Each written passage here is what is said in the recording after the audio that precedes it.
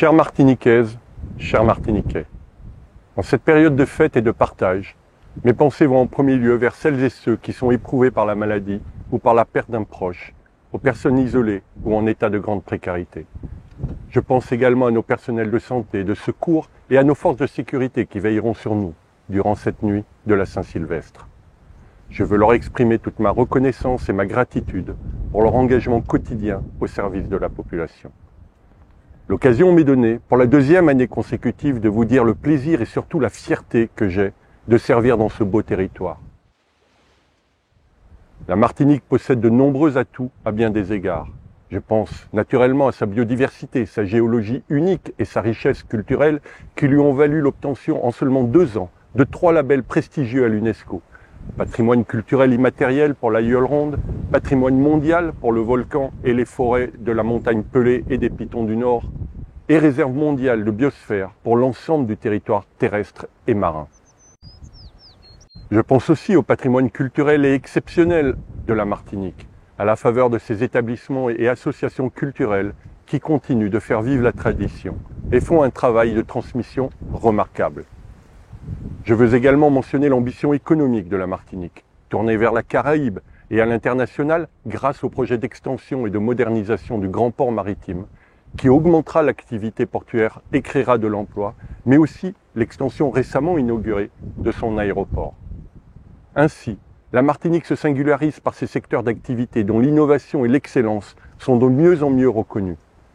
En témoignent les 17 porteurs de projets martiniquais lauréats du dispositif France 2030 déployé par le gouvernement.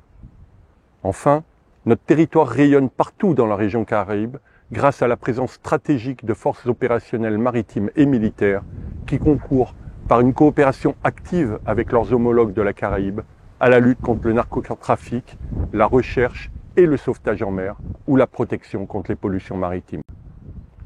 Pour réussir sur ces différents enjeux, c'est la capacité des institutions martiniquaises et de l'ensemble des parties prenantes à travailler ensemble qu'il faut à tout prix encourager.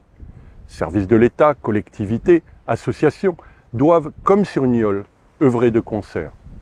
Ce que nous avons fait pour assurer la sécurité de la population lors de grands événements comme le Tour des Yoles, le Carnaval, le Tour cycliste ou la Transat Jacques Vabre. C'est parce que nous aimons ce territoire que nous devons le préserver, tous ensemble. 2024 est là. Les défis et les enjeux sont encore nombreux et je sais combien vos attentes sont fortes vis-à-vis de l'État. Tout d'abord en matière de sécurité publique. La Martinique a été marquée cette année par des faits de violence d'une extrême gravité, notamment pour ce qui concerne les homicides par arme à feu, les violences intrafamiliales, les vols avec violence ou encore les agressions. 2024 sera placé sous le signe de la lutte contre toutes les formes de violence, notamment celles faites aux femmes, qui demeurent un véritable fléau, mais également celles commises en milieu scolaire. Les forces de sécurité resteront présentes sans relâche afin de garantir la sécurité des personnes et des biens.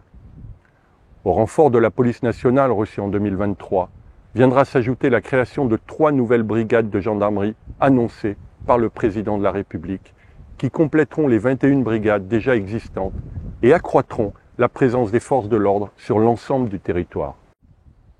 La mobilisation de l'État contre l'insécurité routière sera renforcée par la mise en œuvre de mesures de répression, mais également de prévention, conformément aux engagements pris dans le document général d'orientation qui vient d'être signé. Ensuite, en matière de sécurité civile, les interventions des services de sécurité civile et de secours sont de plus en plus nombreuses et méritent d'être saluées.